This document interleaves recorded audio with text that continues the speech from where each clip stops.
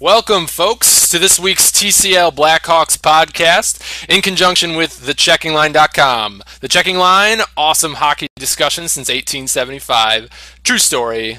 I'm your host, Matt Cephalou, and with me tonight, as always, are members of the TCL Blackhawks writing team. Actually, there's one of our writing team members here tonight, lead writer Cheryl Adams. Hello. And we actually also have a special guest this evening, former TCL Blackhawks writer and a current Ice Hogs broadcaster, Slavko Bekovic. Happy to be here. Thanks for having me, guys. So yeah, we thank Slav very much for coming on to join us. Folks, remember to tweet us your questions or comments during our broadcast. That's at TCL Blackhawks. Be sure to check out our other writers online as well at TheCheckingLine.com. All right, let's get to it. So I just want to start off, obviously, as we usually do, sort of recap the last three games that the Hawks played over the last week or so. And let's start off with the Anaheim game. They lost 2-1, a very close one. And it was against a team that I think some people are a little nervous about the Blackhawks being able to compete with, as they are the next best team in the Western Conference as far as the record goes. Cheryl, your thoughts on that game? I mean, it was a good one. It was a good game. I'd say the challenge about the Ducks, it's not just they're a more physical team, bigger team, but it's kind of, you can't take your foot off the gas against the Ducks. They will take advantage of whatever you give them. Corey Perry got them on the board early in the second, and then Patrick came back in early third, and I just think that there was a lot more pressure from the Ducks in the third period, and I don't know, it felt like they were trying to make the game go to overtime or something, and Sheldon Soudre just made them pay on a particular, play late in the game, and suddenly the Ducks were up with just over 2 minutes to go, and they couldn't get it back. Yeah, that was definitely Sheldon Soudre, definitely known for his huge shot from the point, and I'd say that It's tough. It's a tough break, really, because I mean, it wasn't. I think there were points in the game where the Hawks got outplayed, but that's the kind of situation where you're getting close to the end of regulation, you're tied, and the other team just kind of gets a little bit of a break on that one. So that's kind of rough. I don't know, Slav, do you have any thoughts about that particular result? I mean, pretty standard. One of the things I noticed, Anaheim does a really good job. After giving up a goal, they don't give up a quick second goal. They kind of can turn momentum around quickly, and that's one of the things that they've done against the Blackhawks that have given them, obviously, a bunch of wins against the Hawks, the only team the Hawks haven't beaten, in regulation at least. So there's clearly I don't want to say it's a complex with the Blackhawks in regards to the Ducks, but that's a team that they have to worry about, and you have to play 64 minutes against any opponent, no matter what. But it's tough against a Ducks team who they stick around, and all of a sudden they can turn your momentum into their own momentum. Yeah, absolutely. Cheryl, what do you think as far as a potential Western Conference matchup? I mean, if these two teams play as well as they have been going into the playoffs, it seems somewhat likely that they could meet in the Western Conference Finals. Well, I do think that's a possibility. I think it's a very strong possibility. The question is, how are the Blackhawks going to approach it if that does come down to the Western Conference Final? And the main thing is they have to go into it and just think about it as these are the games we have ahead of us, not they swept us in the regular season. Right. But just focus on what's ahead. The Ducks made some very small changes at the deadline, so it'll be a question definitely of looking at them and seeing how they play. I think looking at who's beaten them this season, studying that game tape, I think Detroit has beaten them twice, so take a look at how Detroit is frustrating them. I don't think Detroit's style is all that different from Chicago, so just kind of take a look and see what can be taken away from those games, the teams that have actually beaten the Ducks, and how that can be applied to how the Blackhawks play. So I mean, sometimes you just have to learn from the other guy. Right. Yeah. No, I think that's definitely true. Yeah, I don't know, Slav. I mean, would you agree as far as that being a very likely matchup? I mean, it seems to me that it could be a very similar matchup as far as like what the Hawks have had in the past with Vancouver in the playoffs. Yeah, I mean, obviously you can't worry, you can't look that far ahead yet. No matter who the first round matchup is, it's going to be tough. Just the way it always is in the Western Conference. You can't look past any opponent, and the LA Kings showed that obviously last season, and that's just the way it works. But if they were to meet in the playoffs, it'd be a great series. It's not that the Hawks have necessarily played poorly against the Ducks. They've just played poorly in too short of a time period, and the Ducks have really been able to take advantage. For the most part, the Hawks have played relatively well against Anaheim in the games that they've played. They haven't been able to finish. Yeah, absolutely. All right, well, let's move on to the next game. This one was quite a bit of a rebound for the Blackhawks. They were able to really put a bit of a hammering on the Detroit Red Wings. The final score is 7-1. And correct me if I'm wrong. That was that in Detroit? Yeah, that was in Detroit. So another bit of a blow there for the Red Wings against an awesome effort by the Blackhawks. Cheryl, yeah, definitely something for fans to be impressed by. Oh, it was a fantastic game from a fan's perspective. Yeah. Striking early and often. And I think the Blackhawks are capable of that much more frequently. We've noted a few times in the broadcast about certain games looking like they kind of took their foot off the pedal in the third. This is a bad habit from the past couple of years. Kind of tired of seeing it as a fan, and really think they have to focus on that for the rest of the season and definitely going into the playoffs. The thing is, let's talk about the Nashville game. Yeah. So they had Nashville basically on the ropes, and it may sound weird to say that about a 2-0 game, but there's just a feeling going into the third that Nashville is getting kind of desperate. Mm-hmm. And if the Blackhawks had come out with the same pressure that they had earlier in the game, scored another goal early in the third, I think they would have completely taken the wind out of the Predators' sails. Now, they have 3 more games against Nashville this month, and 2 of them are this week. So they definitely have to look at what's gone wrong in this past game. They have to fix this problem of I'm not saying there's no sense of urgency in the third, but they definitely... But some letdowns for sure. I mean, you can kind of feel it. They can't be like, we got a lead, we can step off the gas now. And it's just, there's some games we're just not seeing the necessary pressure in the third.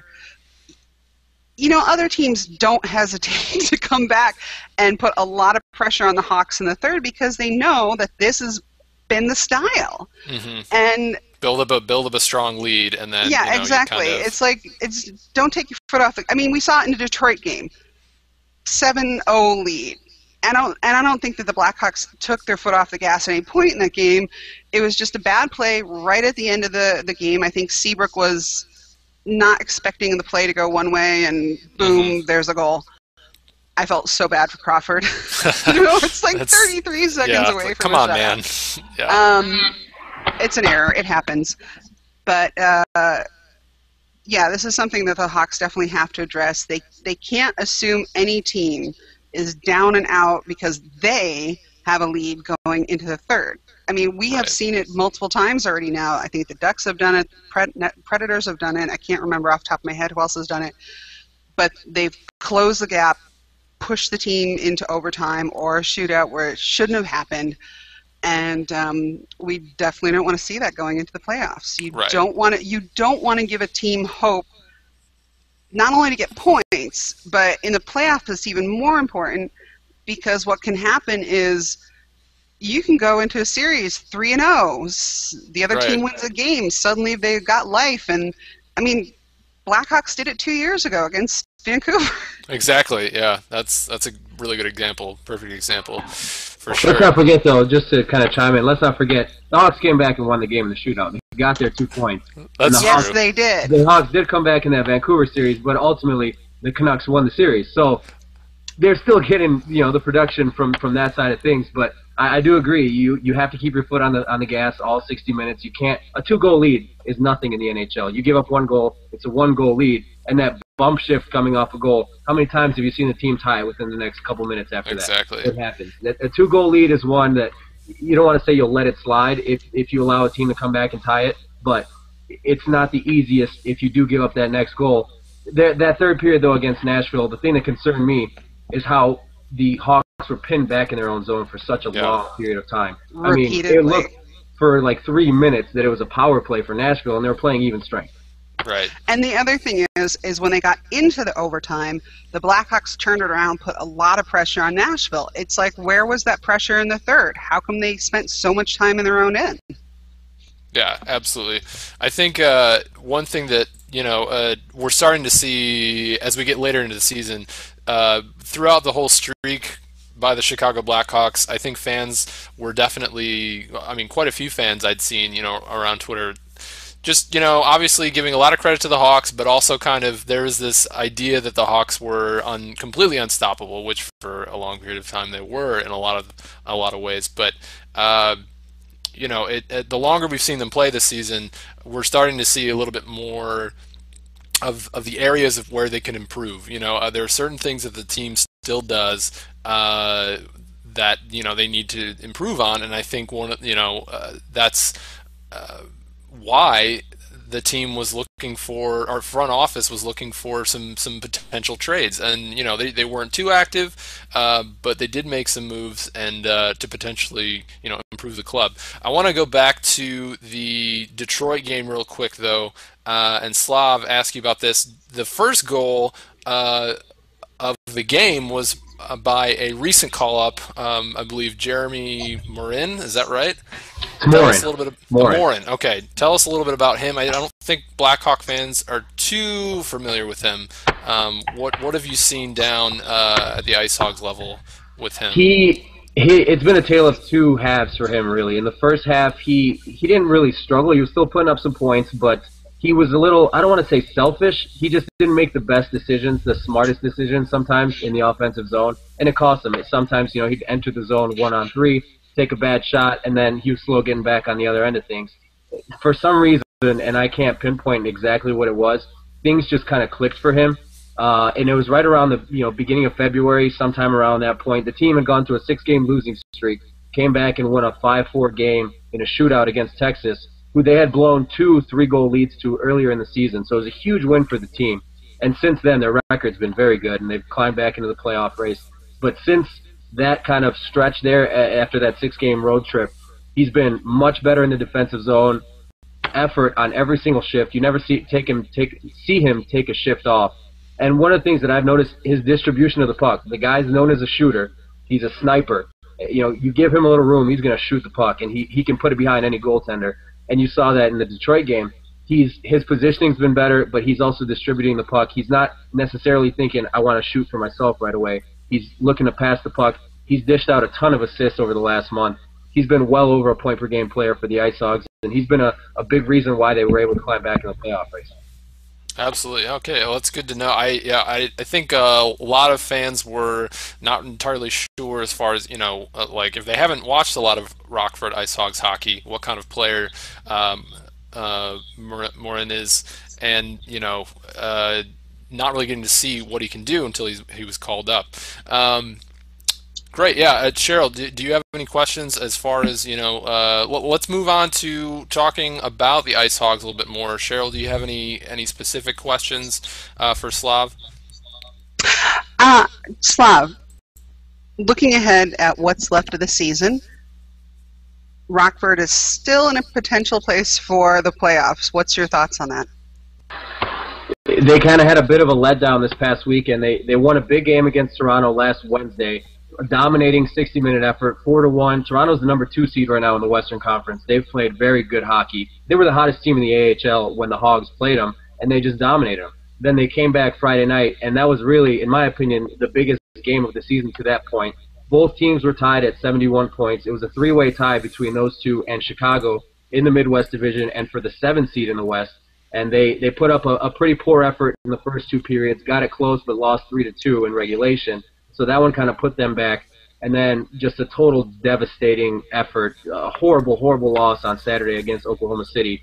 A very talented team. They've sent a lot of the guys back from Edmonton.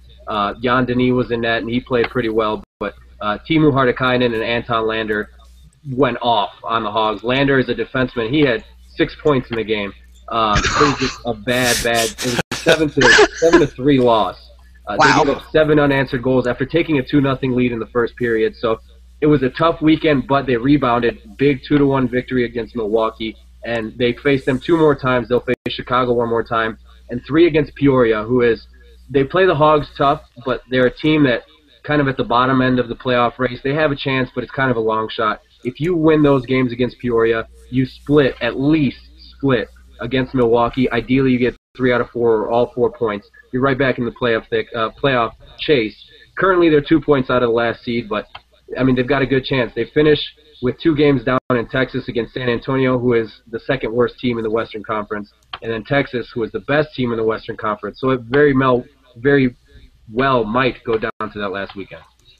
That's and I think what I wanted to ask as far as this Rockford team goes, if you look at, or I was noticing this, if you look at the teams sort of that are with the Ice Hogs in the bottom, spots 9 through the bottom of the conference, it looks like the Ice Hogs, as far as goals scored statistics go, they have a pretty potent offense. I mean, they've scored, more than 200 goals. A lot of the other teams around the pack in that area have not scored nearly as many goals. So I'm assuming that would infer that this team's issue is mostly spotty defense. Like you said, that blowout. They allowed 7 goals, especially after they'd already built up a 2-0 lead. Is this something that they'll be able to kind of reconcile as they move further into the stretch drive towards the playoffs? I think so. They have a very solid defense in front of their goaltending. I mean, on occasion they'll have a poor game, and that's what happened against Oklahoma City. The goaltending was not good in that game, and even Henrik Karlsson came in and allowed a goal on his first shot. But the defense helped nobody out in that one. So if on the Ice Hogs you throw that game out and you pretend that never even happened, the defense has been relatively solid, and that's the main reason why they've been able to climb back into the playoff race. The defense in front of the goaltending has been phenomenal. They suffer with turnovers. That's the big thing, and that's going to happen with any young defensive core. Ryan Stanton is a stay-at-home guy, very, very good defenseman, very good penalty killer.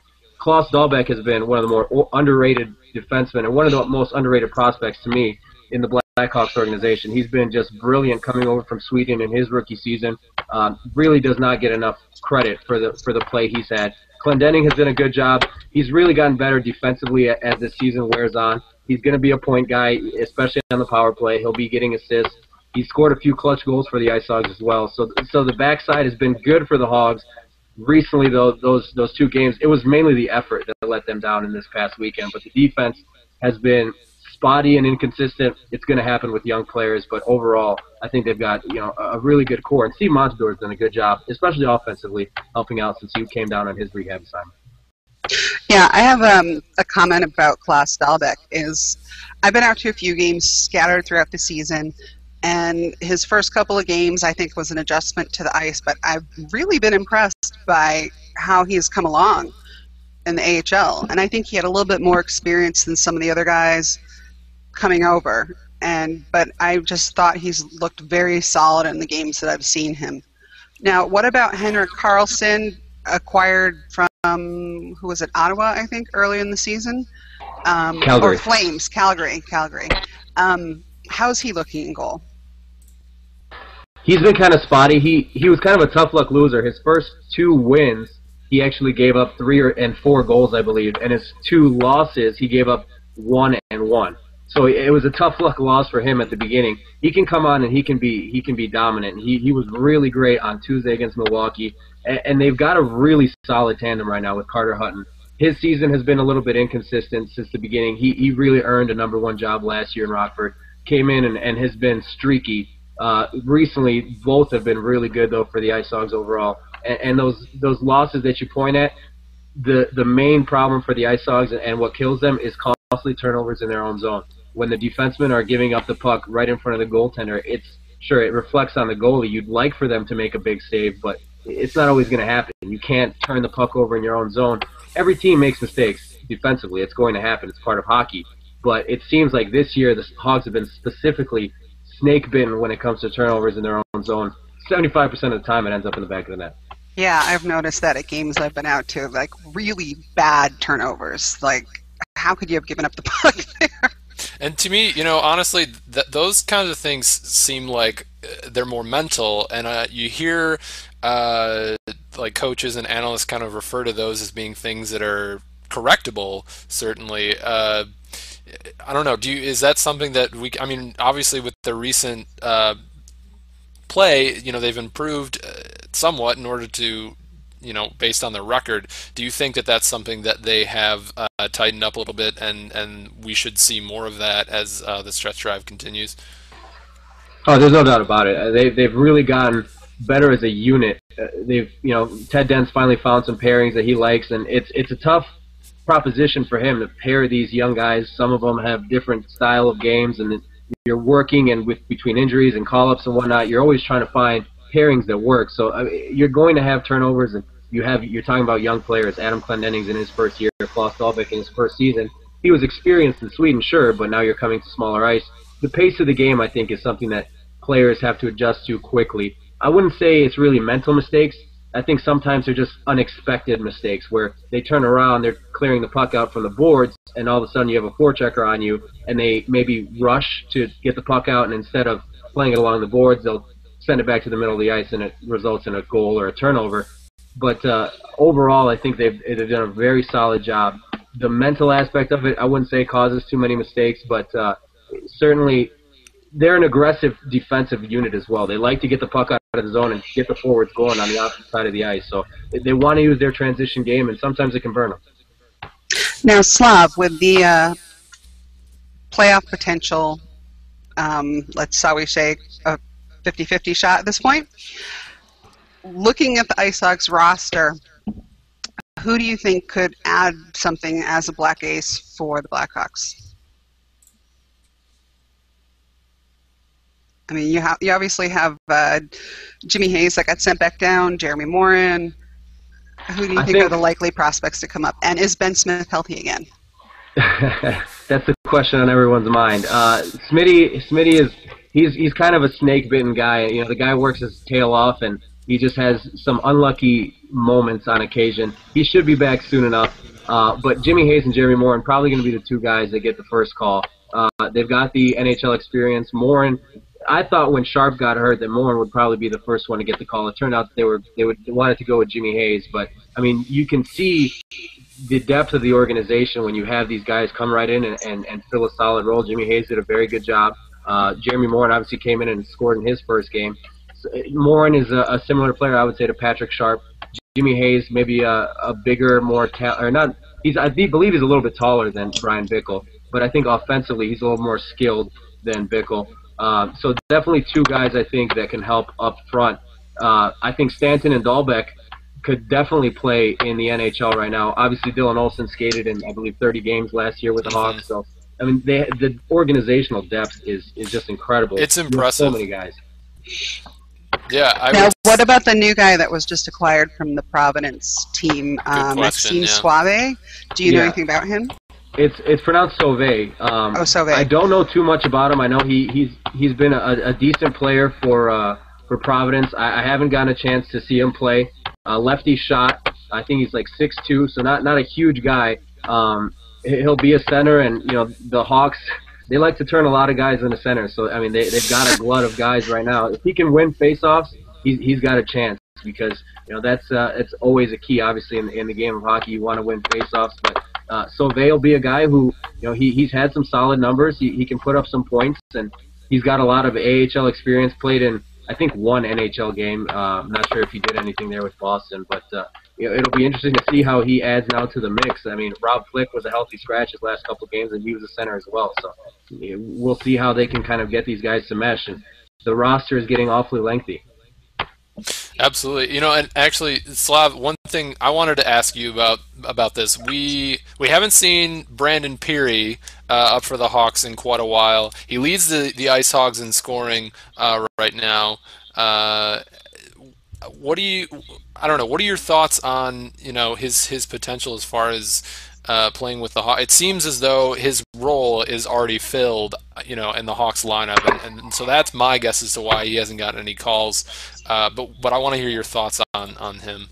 He's a playmaker. There's no doubt about it. He's gifted offensively. He's got a really quick shot, good wrist shot, accurate shooter as well, and he's got great vision. Him and Martin St. Pierre have been pacing the team basically in points all year, but both went through kind of a really tough spurt in the middle of the winter, December, January. When the team was struggling, it was because Martin St. Pierre and Brandon Peary are two top point guys, and they're not putting up points. Peary, offensively, he's got the talent. For him, it's that drive to be able to get back in the defensive zone and be a two-way center, which is, I think, sometimes what he struggles with. Recently, though, I did notice that he's kind of stepped it up. I've seen him blocking shots. He's got to work on face-offs on the offensive side of things. Back-checking's gotten a lot better for him. So on the defensive side of things, I think he's starting to feel that pressure as well, that if I don't get it together on both ends of the ice, maybe I won't have my chance with the Blackhawks. I mean, it's realistic for a lot of these guys to have these doubts because, I mean, the team has so much depth. Peary, in my mind, there's no question offensively, he can play in the NHL. Yeah, I do remember when he got like some short stints with the club. He scored a few goals when he was playing with the Hawks. So, like you said, it seems like the offensive talent is there. But I think some people may have been curious as to why we haven't seen him for quite a while. And part of the trouble seems to be for him that players like Jimmy Hayes and more of these guys have contributed when they've come up. So it's tough to compete with that, I think. All right, great stuff. Let's we got a few minutes left here. I just want to touch on the upcoming games the Blackhawks play. I believe they do face Nashville twice. Is that correct? Or those aren't the next two games though, are they? It goes St. Louis and then back-to-back home and away Nashville. We have the team has the new player, Michael Handzus, that was just brought over from the Sharks. So yes. We should look to see bringing that up. I almost forgot. Contributions from him. Now, today in practice, it looked like Sharp and Boland were trading off second-line center duties, and Sharp said a couple days ago that he was more than happy to return to center if he was asked to do so. As Boland struggled a little bit on the second-line center, it wouldn't hurt to see him there for a game or two, see if it jumpstarts something on the second line. Handzus has experience playing with Marian Hossa before. He's played on the Slovakian teams and the Olympics. But he was slotted in on the fourth line today in practice, so he may be shoring up that line. But until we see the next game, we don't know where he'll be at. Can you hear me? Did you lose me? Hello? I can hear you. Okay, just making sure. I think Matt might not be hearing me. Okay, there we go. Yeah, I think my connection was. Yeah, I think he's lagging out. You were saying us there. Yeah, looks like you're lagging out on us, Matt. Your picture just froze up for a bit.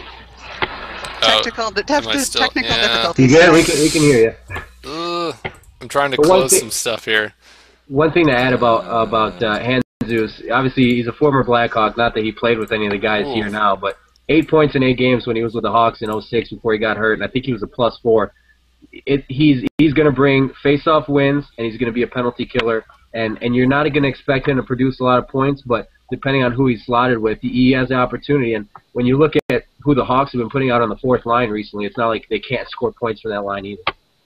No, that's true. And Handzus has scored 40 or 50 points over quite a few of his seasons. Now, his past 2 seasons haven't been quite as productive. Last year he was 24. The year before that he was 30 when he was still with the Kings. But he definitely can contribute. Face-offs are going to be, you might see him out there for face-offs, and then they're going to swap somebody off on the ice real quick.